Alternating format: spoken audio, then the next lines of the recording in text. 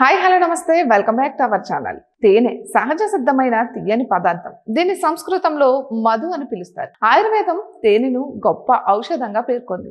తేనెను ప్రతిరోజు తీసుకుంటే చాలా రకాల వ్యాధులు నయమవుతాయి. అయితే తేనెలో సహజ సిద్ధమైన చక్కెరలు ఉండడం మూలన ఇది శరీరానికి ఎలాంటి సైడ్ ఎఫెక్ట్స్ ఇవ్వదు. ఇక డ్రై ఫ్రూట్స్ గురించి అందరికీ తెలిసిందే.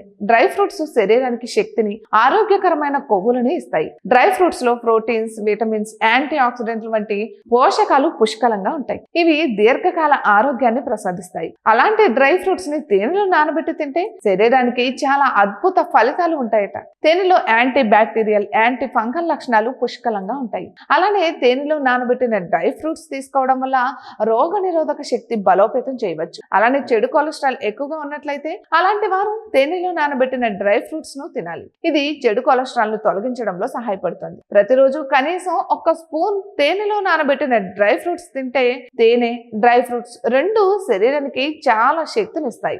అలసిపోయినప్పుడు తేనెలో నానబెట్టిన డ్రై ఫ్రూట్స్ తినడం వల్ల అలసట నుండి తొందరగా ఉపశమనం పొందవచ్చు అంటున్నారు నిపుణులు. నీరసంగా అనిపించినా, అలసటగా ఉన్నా, శరీరంలో శక్తి లేనట్లు అనిపించినా తేనెలో నానబెట్టిన డ్రై ఫ్రూట్స్ తినడం తక్షణ శక్తి లభిస్తుంది. అలానే జీర్ణశక్తి బలహీనంగా ఉన్నవారు తేనెలో నానబెట్టిన డ్రై ఫ్రూట్స్ తింటే జీర్ణశక్తి మెరుగుపడుతుంది. ఇది అమృతంతో సమానమైన ఔషధంగా పనిచేస్తుంది అంటున్నారు నిపుణులు. ఇటువంటి మరెన్నో వీడియోస్ కోసం మా ఛానల్ని సబ్స్క్రైబ్ చేసుకోండి.